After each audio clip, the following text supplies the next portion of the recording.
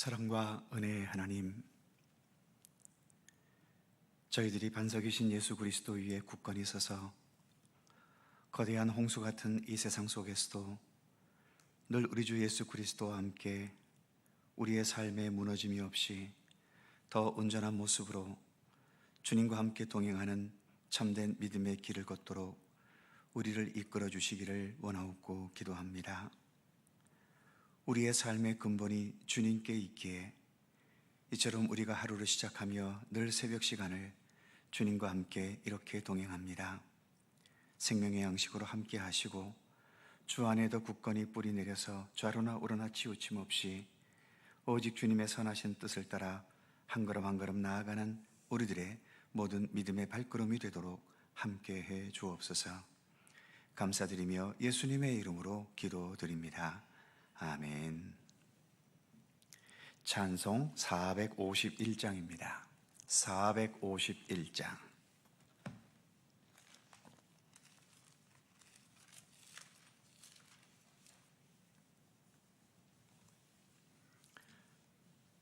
(451장) 함께 찬송합니다.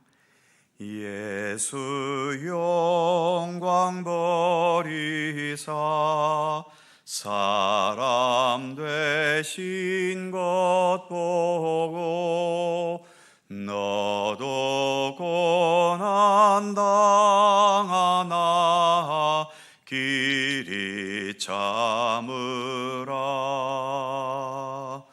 예수 친히 십자가 지고 가신 것 보고 너도 주의 십자가 지고 따르라. 예수 너를 위하여 죽으심을 본받아 너도 남을 위하여 몸을 바쳐라. 예수 부활하셔서 승리하신 것 보고 너도 승리할 줄을 믿고 싸워라. 예수 승천하셔서 영광 받으심 보고 너도 영광 받을 줄 믿고 섬겨라. 예수 다시 오셔서 상을 주실 줄 믿고 너도 상을 얻도록 참고 참으라.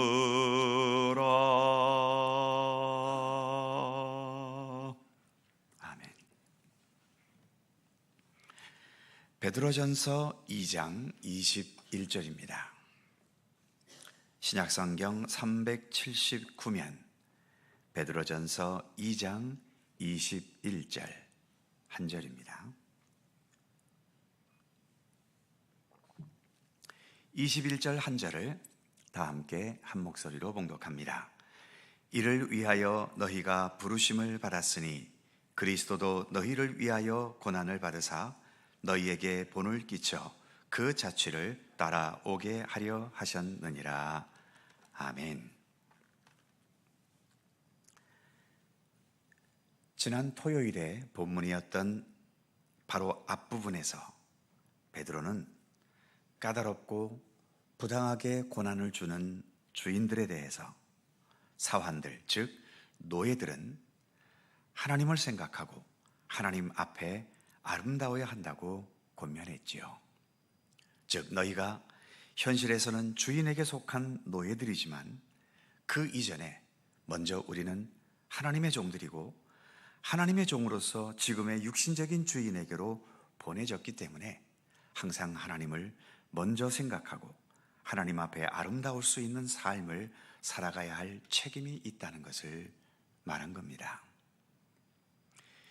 이제 오늘의 본문에서는 하나님을 생각하면서 하나님 앞에 아름답게 살아간 가장 모범적인 분을 제시하고 있지요. 바로 예수님이십니다. 먼저 21절은 이렇게 시작됩니다. 이를 위하여 너희가 부르심을 받았으니. 지금 베드로는 사환, 즉 노예로 살아가는 사람들도 부르심을 받았다고 말합니다. 여기에서의 부르심은 당연히 하나님의 부르심이지요. 세상에서는 뭔가에 실패했거나 전쟁에서 포로가 되어서 노예가 되기도 하고, 또는 태어난 태생이 노예 집안이어서 처음부터 태어날 때부터 노예로 살게 되기도 합니다. 즉 이 세상에서는 노예가 되었다는 것은 인생 실패이고, 그렇기 때문에 받는 대접도 짐승과 같은 대접을 받는 것에 불과하다는 게 당연하게 여겨지는 거죠. 그런데 사도 베드로는 너희 노예들도 하나님의 부르심을 따라 이 세상에 존재하게 되었고 하나님의 부르심에 의해 지금도 살아가고 있다고 말하는 겁니다.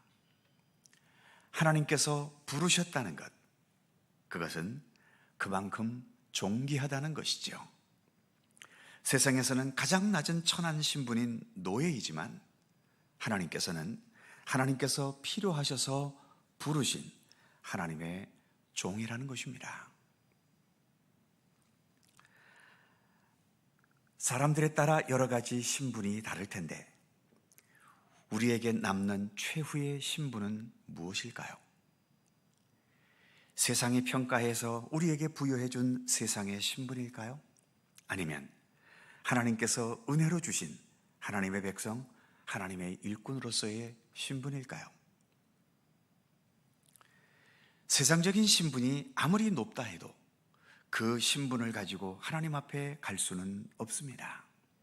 오직 하나님께서 우리에게 베푸신 신분, 하나님의 사랑, 믿음의 성도, 하나님께서 부르셔서 세우신 일꾼, 이런 것들처럼 하나님께서 주신 신분을 가지고 우리는 하나님 앞에 갈 수 있는 거죠. 세상에서의 신분은 세상에서 성취한 것이겠지만 성도라는 직분은 내 마음대로 세상에서 성취할 수 있는 직분은 아니지 않습니까? 이것은 오직 하나님의 부르심의 은총으로만 가능한 직분입니다. 그런 면에서 우리가 부름받았다는 이 은총을 결코 가볍게 여기지 말아야 하는 거죠. 하나님의 부르심의 은총이 없는 세상에서의 높은 신분보다는 세상에서 노예가 되었다 해도 하나님의 부르심의 은총을 힘입고 사는 게 더 복이 있는 겁니다. 지금 베드로는 그의 성도들 중에 노예 신분에 있는 자들에게 너희가 세상에서는 어떠했는지 모르지만 적어도 하나님 앞에서는 너희는 부름받은 자들이라는 것을 다시 한번 확인시켜주고 있는 거죠. 21절 그 다음 부분에서 이렇게 말합니다.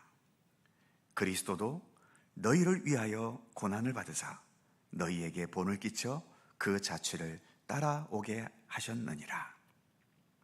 먼저 그리스도도 너희를 위하여 고난을 받으사 이렇게 말씀하고 있죠. 더 정확하게 말하자면 우리를 위하시는 것 이전에 하나님의 뜻을 따르신 게 먼저입니다. 그리스도께서 우리 같은 죄인들을 위해 고난당하셨다고 해서 노예들도 주인들을 위해서 주인들이 저지르는 부당한 고난을 참으며 그냥 받기만 해야 하겠습니까? 예수님의 십자가 고난의 중심에는 부당한 고난을 참는 것이 아니라 나의 원대로 마시고 아버지의 원대로 하시옵소서, 아버지 하나님의 뜻을 전적으로 따르시려는 예수님의 의지가 예수님의 고난 속에 담긴 진정한 중심인 거죠. 그리고 그렇게 아버지 하나님의 뜻을 따르신 결과로 우리 같은 죄인들을 위한 고난을 당한 것이 되실 수 있었던 것입니다. 즉, 예수님께서 우리에게 본을 보이셨다면 악한 자들을 위해 고난당하고 희생당하신 것이 아니라 최악의 상황에서까지 아버지 하나님의 뜻을 따르신 것을 보여주신 것, 그것이 오늘 본문이 말하는 우리를 위해 좋은 본이 되셨다는 가장 중요한 의미인 거죠.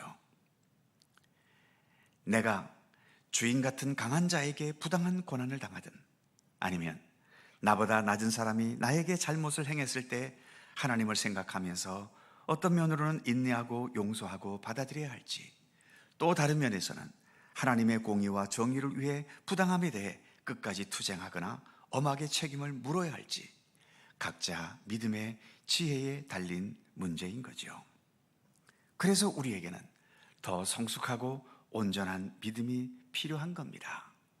그 성숙하고 온전한 믿음에서 우러나오는 신앙의 인격을 통해 현실을 바르게 판단할 수 있는 지혜가 필요한 거죠. 그래서 구약성경 잠언 4장 7절에서는 지혜가 제일이니 지혜를 얻으라고 강조하고 있는 겁니다. 우리가 잘 믿어야 하지만 그 잘 믿는 믿음에서부터 어떤 상황에 주어졌을 때 여기에 하나님의 사랑을 생각하며 인내하고 참아야 할지, 하나님의 정의로서 모든 것을 엄하게 판단해야 할지, 이것은 우리에게 지혜의 문제라고 하는 겁니다. 그래서 바른 믿음의 바탕 위에서 바른 지혜를 가질 수 있는 것, 이것이 참 중요한 것임을 오늘 베드로도 우리에게 강조하고 있는 거죠. 오늘의 말씀은 우리는 하나님으로부터 부름받은 자들임을 말씀합니다. 그리고 우리가 부름받은 이유는 단지 부당한 고난을 참기 위해서 부름받은 것이 아니라 예수께서 살아가셨던 삶을 본받아서, 무엇보다 예수께서 오직 아버지 하나님의 뜻을 따라 생각하시고 판단하셔서 행하신 모든 삶을 돌이켜보면서 그 예수님을 본을 삼고 살아가기 위해 우리가 부름받았다고 말씀하고 있는 거죠. 한마디로 우리는 예수님을 따라가고 예수님과 함께 살아가기 위해 부름받았다는 것입니다. 오늘 우리가 부른 451장 찬송처럼 예수님께서 어떻게 하신 것처럼 너도 어떻게 해라, 예수님께서 이렇게 하신 것처럼 너희도 이렇게 해라, 오늘 부른 찬송의 가사는 그런 구조로 되어 있지 않습니까? 우리는 오직 예수님을 따라가고 예수님과 함께 살아가기 위해 부름받은 자들입니다. 우리 역시 이를 위해 부름받은 자들임을 잊지 않고 오늘도 내일도 변함없이 우리 예수님과 함께 동행해 나가는 믿음의 백성들이 되기를 간절히 소망합니다. 기도하겠습니다. 사랑과 은혜의 하나님, 이 땅에서 노예의 신분이 되었기 때문에 누가 보더라도 실패한 인생이고 앞날의 어떤 희망도 어떤 재기의 가능성도 생각해 보기 힘든 그 여건 속에 있는 그들을 향해 베드로는 그럼에도 너희들은 하나님으로부터 부름받은 자들임을 강조하고 있습니다.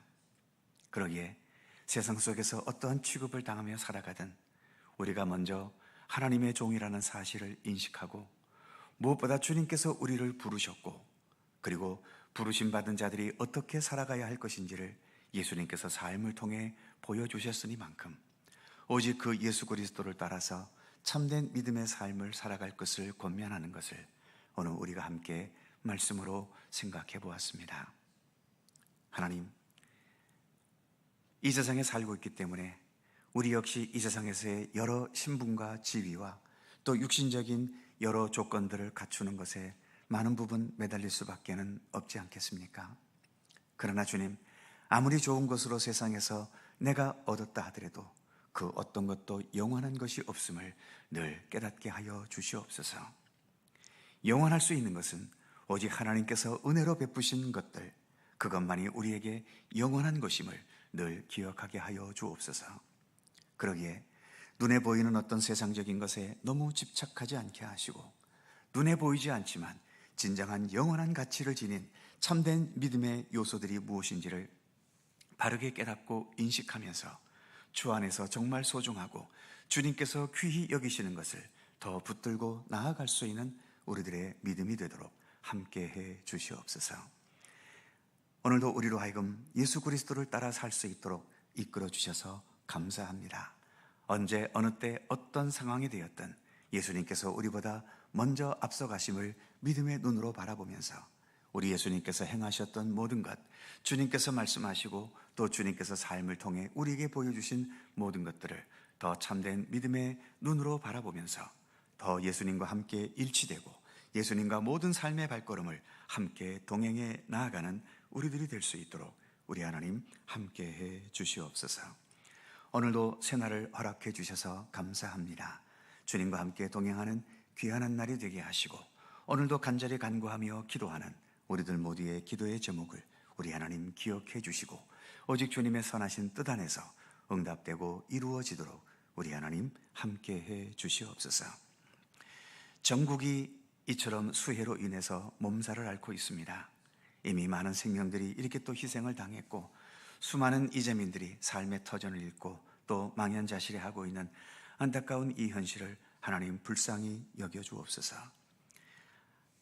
아무리 경제가 발전하고 이렇게 과학기술이 발달해도 이처럼 자연재해 앞에 우리는 모든 게 속수무책입니다. 인간이 위대한 것 같지만, 인간의 능력이 한없는 것 같지만 이렇게 다시 한번 자연의 힘 앞에 얼마나 무기력하고 연약한 존재인지를 다시 한번 깨닫습니다. 좀 더 이러한 것들을 우리가 겪어가면서 하나님 앞에 겸손할 수 있는 우리들이 되도록, 이 땅의 모든 백성들이 되도록 하나님 함께해 주옵소서. 무엇보다 사랑하는 가족을 잃고 또 삶의 터전을 잃어버린 여러 피해받은 우리의 백성들을 하나님 불쌍히 여겨 주옵소서. 얼마나 모든 상황이 참담하겠고 또 삶이 무너지겠습니까? 저들을 더 굳건하게 붙들어 주셔서 이러한 위기와 어려움 속에서도 결코 넘어지지 않도록 붙들어 주시고 다시금 또 이 모든 것들을 복구해가고 또 다시금 새롭게 세워나가면서 더 희망과 기쁨을 가지고 삶을 이어갈 수 있도록 도우시기를 원하옵고 기도합니다. 국가적으로도 또 온 백성들이 또 어려움 당한 우리의 이웃들을 함께 돌보며 함께 재건해 나갈 수 있도록 도우시기를 원하옵고 기도합니다. 오늘도 여러 가지의 고통과 아픔 속에서 주님을 향해 간구하는 우리 성도들의 간절한 기도를 하나님 기억해 주시고 모든 상처와 아픔들이 치유되고 연약함이 강건하여 줄 수 있고 어찌할 바 모르는 그 고민과 방황 속에서 주님께서 열어주시는 참된 생명의 길을 깨닫고 나아갈 수 있도록 함께해 주시옵소서. 감사와 찬양을 주께 돌리옵고 우리 구주 예수 그리스도의 거룩하신 이름으로 기도하옵나이다. 아멘. 하늘에 계신 우리 아버지, 아버지의 이름을 거룩하게 하시며 아버지의 나라가 오게 하시며 아버지의 뜻이 하늘에서와 같이 땅에서도 이루어지게 하소서. 오늘 우리에게 일용할 양식을 주시고 우리가 우리에게 잘못한 사람을 용서하여 준 것 같이 우리의 죄를 용서하여 주시고 우리를 시험에 빠지지 않게 하시고 악에서 구하소서. 나라와 권능과 영광이 영원히 아버지의 것입니다. 아멘. 유미선 권사님께서 오늘 하나님의 부르심을 받으셨다는 소식이 와 있습니다. 자세한 장례 일정은 문자를 통해서 알려드리겠습니다. 어려움 당한 가정을 위해 기도해 주시기 바랍니다. 함께 기도하시고 각자 자유롭게 돌아가시겠습니다.